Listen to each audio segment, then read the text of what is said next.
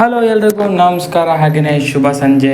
ಅಂತೂ ಇಂತೂ ಈ ಸೀಸನ್ನಲ್ಲಿ ಜಯವನ್ನು ಸಾಧಿಸಿದ್ದಾರೆ ಮುಂಬೈ ಇಂಡಿಯನ್ಸ್ ತಂಡವು. ಈ ಜಯದಲ್ಲಿ ಪ್ರಮುಖ ಪಾತ್ರ ವಹಿಸಿದ್ದು ರೊಮಾರಿಯೋ ಶೆಫರ್ಡ್ ಅವರ ಕೊನೆಯ ಓವರ್ನ ಬೆಂಕಿ ಬ್ಯಾಟಿಂಗ್. ಈ ಮ್ಯಾಚ್ನಲ್ಲಿ ಏನೇನಾಯಿತು ಅಂತ ಸಣ್ಣದಾಗಿ ನೋಡ್ಕೊಂಡು ಬರೋಣ ಬನ್ನಿ. ಅದಕ್ಕೂ ಮೊದಲು ಚಾನಲ್ಗೆ ಹೊಸಬರಾಗಿದ್ದರೆ ದಯವಿಟ್ಟು ಸಬ್ಸ್ಕ್ರೈಬ್ ಮಾಡಿ ಸ್ಪೋರ್ಟ್ಸ್ ಅಪ್ಡೇಟ್ ಪಡೆಯಿರಿ. ಬನ್ನಿ ವಿಡಿಯೋನ ಶುರು ಮಾಡೋಣ. ಮೊದಲು ಬ್ಯಾಟಿಂಗ್ ಮಾಡಿದ ಮುಂಬೈ ಇಂಡಿಯನ್ಸ್ ತಂಡಕ್ಕೆ ಸಿಕ್ಕಾಪಟ್ಟೆ ಬೆಂಕಿ ಆರಂಭ ಸಿಕ್ತು ಅಂತಲೇ ಹೇಳ್ಬೋದು. ರೋಹಿತ್ ಶರ್ಮಾ ಮತ್ತು ಇಶಾನ್ ಕಿಶನ್ ಡೆಲ್ಲಿ ಬೌಲರ್ಗಳ ಮೇಲೆ ದಾಳಿ ಮಾಡಿಬಿಟ್ರು. ಅಗ್ರೆಸಿವ್ ಅಪ್ರೋಚ್ನಿಂದ ಇಬ್ಬರೂ ಕೂಡ ಬ್ಯಾಟ್ ಮಾಡ್ತಾಯಿದ್ರು. 50 ರನ್ಗಳ ಗಡಿ ದಾಟಿಸಿದ್ರು 4 ಓವರ್ನಲ್ಲೇ. ಅದಾದ ಬಳಿಕನೂ ಕೂಡ ಅಗ್ರೆಸಿವ್ ಆಟವನ್ನೇ ಮುಂದುವರಿಸಿದರು. 80 ರನ್ಗಳ ಬೃಹತ್ ಪಾರ್ಟ್ನರ್ಶಿಪ್ಪನ್ನು ಮಾಡಿದರು. ಅದಾದ ಬಳಿಕ ರೋಹಿತ್ ಶರ್ಮಾ 49 ರನ್ ಗಳಿಸಿ ಔಟ್ ಆಗ್ತಾರೆ ಅಕ್ಷರ್ ಪಟೇಲ್ ಅವ್ರಿಗೆ.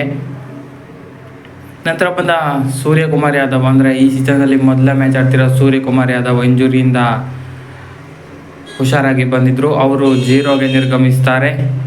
ಇದರಿಂದ 81ಕ್ಕೆ 2 ವಿಕೆಟ್ ಕಳೆದುಕೊಳ್ಳುತ್ತೆ. ಇಶಾನ್ ಕಿಶನ್ ಕೂಡ ಸ್ವಲ್ಪದರಲ್ಲೇ ಔಟ್ ಆಗ್ತಾರೆ. ಇದರಿಂದ 10 ಓವರ್ನಲ್ಲಿ 111ಕ್ಕೆ 3 ವಿಕೆಟ್ ಕಳೆದುಕೊಳ್ಳುತ್ತೆ ಮುಂಬೈ ಇಂಡಿಯನ್ಸ್ ತಂಡ. ತಿಲಕ್ ವರ್ಮಾ ಕೂಡ ಬೇಗ ಔಟ್ ಆಗ್ತಾರೆ. 121ಕ್ಕೆ 4 ವಿಕೆಟ್ ಕಳೆದುಕೊಂಡು ಚೆನ್ನಾಗಿ ಬಂದ ಸ್ಟಾರ್ಟನ್ನು ಉಪಯೋಗಿಸಿಕೊಳ್ಳೋಕ್ಕೆ ಸಾಧ್ಯ ಆಗ್ತಾ ಇಲ್ಲ ಅಂತ ಅನ್ನೋಷ್ಟರಲ್ಲಿ ಟಿಮ್ ಡೇವಿಡ್ ಮತ್ತು ರೊಮಾರಿಯೋ ಶೆಫರ್ಡ್ ಸಖತ್ತಾಗಿ ಬ್ಯಾಟಿಂಗ್ ಆಡ್ತಾರೆ. ಹಾರ್ದಿಕ್ ಪಾಂಡ್ಯ ಸ್ವಲ್ಪ ಸ್ಟಡಿಯಾಗಿ ನಿಲ್ತಾರೆ ಒಂದು ಕಡೆ. 33 ಬಾಲಲ್ಲಿ 39 ರನ್ ಗಳಿಸಿ ಅವರು ಔಟ್ ಆಗ್ತಾರೆ. ಹಾರ್ದಿಕ್ ಪಾಂಡ್ಯ ಮತ್ತು ಟಿಮ್ ಡೇವಿಡ್ ಅವರ ಪಾರ್ಟ್ನರ್ಶಿಪ್ಪಲ್ಲಿ ಟಿಮ್ ಡೇವಿಡ್ ಅಗ್ರೆಸಿವ್ ಆಗಿ ಬ್ಯಾಟಿಂಗ್ ಮಾಡ್ತಾರೆ.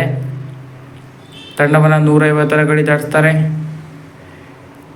ನಂತರ ಪಾಂಡ್ಯ ಔಟ್ ಆಗ್ತಾರೆ. ಪಾಂಡ್ಯ ಔಟ್ ಆದ ಬಳಿಕ ಬರ್ತಾರೆ ನೋಡಿ ರೊಮಾರಿಯೋ ಶೆಫರ್ಡ್. ಏನು ಬ್ಯಾಟಿಂಗ್ ಆಡಿದ್ರು ಗುರು. ಮುಟ್ಟಿದ್ದೆಲ್ಲ 6 4 ಹೊಡಿತಾನೆ ಇದ್ದರು ಇವತ್ತು. ಸಖತ್ ಬ್ಯಾಟಿಂಗ್. ಲಾಸ್ಟ್ ಓವರ್ ಹೆನ್ರಿಕ್ ನೋಕಿಯಾಗಂತೂ 32 ರನ್ ಹೊಡೆದ್ರು ಗುರು. ಲಿಟ್ರಲಿ 32 ರನ್ ಹೊಡೆದ್ರು. ಯಪ್ಪ, ಅದು ಕೂಡ ಮುಟ್ಟಿದ್ದೆಲ್ಲ 6 4. ಜಸ್ಟ್ ಕನೆಕ್ಟ್ ಹೆಂಗೆ ಮಾಡಿದ್ದಾರೆ ಅಂದರೆ ಜಸ್ಟ್ ಟಚ್ ಆಗಿದ್ದು ಕೂಡ ಬೌಂಡ್ರಿ ಲೈನ್ ಆಚೆ ಹೋಗ್ತಾ ಇತ್ತು. ಆ ಥರ ಬ್ಯಾಟಿಂಗ್ ಮಾಡಿದರು. ಐ ಥಿಂಕ್ ಅವರ ಲಾಸ್ಟ್ ಓವರೇ ಪ್ರಮುಖ ಆಗಿಬಿಡ್ತು ಈ ಮ್ಯಾಚ್ನಲ್ಲಿ. ಲಾಸ್ಟ್ ಓವರ್ ಏನಾದರೂ 10-15 ರನ್ಸ್ ಬಂದಿದ್ದರೆ ಖಂಡಿತವಾಗ್ಲೂ DC ಈ ಮ್ಯಾಚನ್ನು ಚೇಸ್ ಮಾಡಾಕ್ಬಿಡ್ತಾಯಿತ್ತು.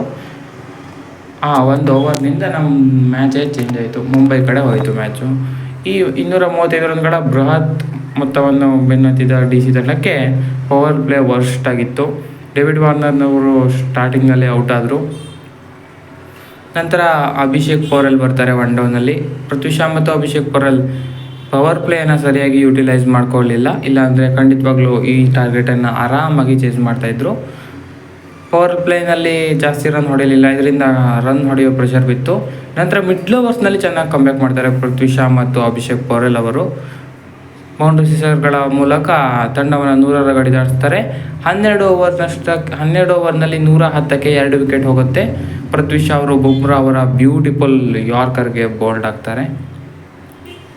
ಹಾಗಾಗಿ ಇನ್ನೂ ಕೂಡ ಸಾಧ್ಯ ಇದೆ ಅನ್ನೋಷ್ಟರಲ್ಲಿ ಅಭಿಷೇಕ್ ಪೊರೆಲ್ ಅವರು ಕೂಡ ಬುಮ್ರಾ ಅವರಿಗೆ ಔಟ್ ಆಗ್ತಾರೆ. ಇದರೊಂದಿಗೆ 15 ಓವರ್ನಲ್ಲಿ 144 ರನ್ಗಳಿಗೆ 3 ವಿಕೆಟು ಕಳೆದುಕೊಳ್ಳುತ್ತೆ. ಕ್ರೀಸ್ಗೆ ರಿಷಬ್ ಪಂತ್ ಮತ್ತು ಟ್ರಿಸ್ಟನ್ ಸ್ಟಬ್ಸ್ ಇರುತ್ತಾರೆ. ಟ್ರಿಸ್ಟನ್ ಸ್ಟಬ್ಸ್ ಒಂದು ಕಡೆಯಿಂದ ಹೋಪ್ಸನ್ನು ಕೊಡ್ತಾಯಿದ್ರು DC ಫ್ಯಾನ್ಸ್ಗೆ ಈ ಮ್ಯಾಚ್ ಚೇಸ್ ಆಗುತ್ತೆ ಅಂತ.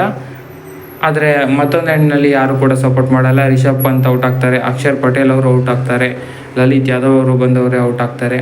ಆದರೆ ಟ್ರಿಸ್ಟನ್ ಸ್ಟಬ್ಸ್ ಕೂಡ ಒಂದು ಎಂಡಲ್ಲಿ ಸಖತ್ತಾಗಿ ಬ್ಯಾಟಿಂಗ್ ಮಾಡ್ತಾಯಿದ್ರು. ರೊಮಾರಿಯೋ ಶೆಫರ್ಡ್ ಅವ್ರನ್ನ ಮೀರಿಸೋ ಲೆವೆಲ್ಗೆ ಆಡ್ತಾಯಿದ್ರು ಅಂತಲೇ ಹೇಳ್ಬೋದು. ಯಾಕಂದರೆ ಒಂದು ಕಡೆ ವಿಕೆಟ್ ಹೋಗ್ತಾಯಿದ್ರು ಕೂಡ ಅಷ್ಟು ಕ್ಲೆವರ್ ಬ್ಯಾಟಿಂಗ್ ಆಡ್ತಾಯಿದ್ರು. 25 ಬಾಲ್ನಲ್ಲಿ 71 ರನ್ ಗಳಿಸಿ ಡೆಲ್ಲಿ ಕ್ಯಾಪಿಟಲ್ಸ್ಗೆ ಒಂದು ಹೋಪ್ ನೀಡಿದರು. ಹೋಪ್ ಈ ಮ್ಯಾಚ್ ಏನಾದರೂ 210 ಹೀಗೆ 220 ಹೀಗಿದ್ದರೆ ಖಂಡಿತವಾಗ್ಲೂ ಟ್ರಿಸ್ಟನ್ ಸ್ಟಬ್ಸ್ ಅವರೇ ಈ ಮ್ಯಾಚನ್ನು ಮುಗಿಸಾಕ್ತಾಯಿದ್ರು. ಅಷ್ಟು ಸಖತ್ತಾಗಿ ಬ್ಯಾಟಿಂಗ್ ಮಾಡ್ತಾಯಿದ್ರು. ಇರಲಿ, ಒಂದು ಎಕ್ಸೈಟಿಂಗ್ ಪಂದ್ಯ ಅಂತೂ ನಮಗೆ ನೋಡೋಕೆ ಸಿಕ್ತು. ರೊಮಾರಿಯೋ ಶೆಫರ್ಡ್ ಅವರು ಹೇಗೆ ಬ್ಯಾಟಿಂಗ್ ಮಾಡಿದರು, ಅವರ ಬ್ಯಾಟಿಂಗಿಂದನೇ ಖಂಡಿತವಾಗ್ಲೂ ಗೆದ್ದಿದ್ದು ಅಂತಲೇ ಹೇಳ್ಬೋದು. ಕೊನೆ ಓವರ್ನಲ್ಲೇ ಮ್ಯಾಚ್ ಟರ್ನ್ ಆಗಿದ್ದು. ಇದರೊಂದಿಗೆ ಮುಂಬೈ ಮೊದಲ ಜಯವನ್ನು ಸಾಧಿಸ್ತಾರೆ ಈ ಸೀಸನ್ನಲ್ಲಿ. ಇದಾಗಿತ್ತು ಈ ವಿಡಿಯೋ. ಹೆಚ್ಚಿನ ವಿಡಿಯೋಗಾಗಿ ಸಬ್ಸ್ಕ್ರೈಬ್ ಮಾಡಿ ಸ್ಪೋರ್ಟ್ಸ್ ಇನ್ ಕನ್ನಡ ಚಾನಲ್.